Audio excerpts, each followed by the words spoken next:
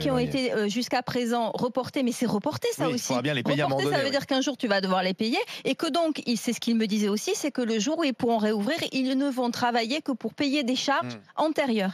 Et aujourd'hui, le problème des loyers qui représentent souvent plus de 10% de leurs charges, c'est un problème extrêmement important. Et tout ça, rien n'a été mis en place pour eux. Et pourquoi on n'ouvre pas dès maintenant? Qu'est-ce qui empêche? Alors qu'il y a bien des commerces qui sont ouverts. Petit à petit et qui vont peut-être essayer de faire de la vente à emporter, mais la vente à emporter, c'est déjà en soi, normalement, c'est quasiment un autre métier quand tu es restaurateur.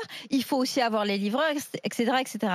Après, le jour où ils réouvriront, de toute façon, ils vont devoir réouvrir à la moitié ou au tiers de leur salle ou aux 2 tiers de leur salle, puisqu'ils vont devoir avoir. Oui, mais ces chefs cuisiniers, David, ils disent.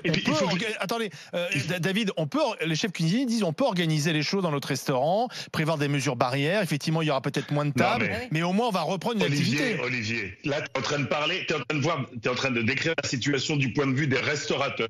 Toi comme moi, nous tous, on va beaucoup au restaurant. Le problème, c'est pas tellement la salle, parce qu'effectivement, ils peuvent séparer les tables de 1 ou 2 mètres. En revanche, même dans les grandes maisons, les cuisines sont souvent exiguës. Comment tu fais avec des brigades de restaurants qui sont souvent nombreuses dans un espace exigu?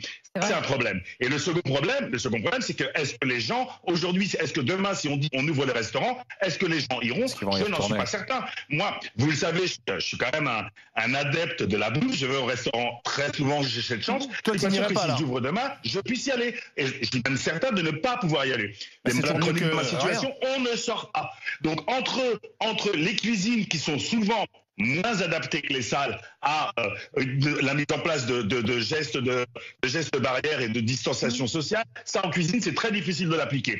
Et le fait que les gens ne veulent pas, ne soient pas prêts à aller au restaurant, je pense que ce sont 2 paramètres qui font que l'ouverture n'est vraiment pas d'actualité. Oui, mais moi, ce que je voudrais... Est-ce qu'on ne pourrait pas laisser les professionnels de la profession, comme on dit, décider? Je veux dire, à partir d'un certain moment, venir au restaurant, on vous dit demain, envoyez vos enfants à l'école. Quelque part, Monsieur Blanquer nous a dit qu'on aurait le choix, c'est-à-dire qu'il y a des parents qui, s'ils veulent, ce ne sera pas obligatoire, ce qui est quand même sidérant pour l'école.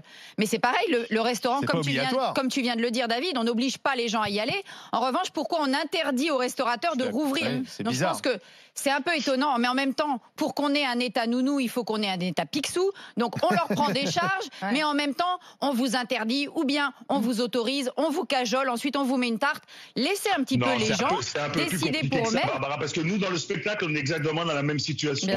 Nous, au Cirque Phoenix, on a une salle de 5500 places. Comment veux-tu que le gouvernement puisse organiser à notre place la possibilité de recevoir des spectateurs dans une salle de 5500 places? C'est pas au gouvernement de le faire, c'est à toi. Il va falloir faire respecter des règles de distanciation qu'on n'est pas capable, nous, de faire respecter, qu'on n'ait pas de gens qui soient capables de contrôler le respect de ces distanciations. J'entends bien, David, mais... Ça, c'est le manque de protocoles qui sont inapplicables. J'ai compris, David, mais une salle de restaurant, c'est pas 5500 places. Donc un petit bistrotier ou un grand restaurant qui fait pas non plus 4000 tables, c'est peut-être leur laisser un petit peu, si c'était possible. Moi, j'y retourne tout de suite.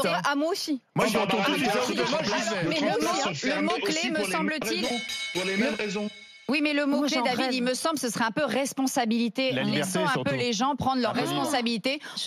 Les professionnels de la restauration, de l'hôtellerie, sont pas des incapables. C'est des gens qui ont le sens du métier, l'honneur du métier. Ils le feront correctement.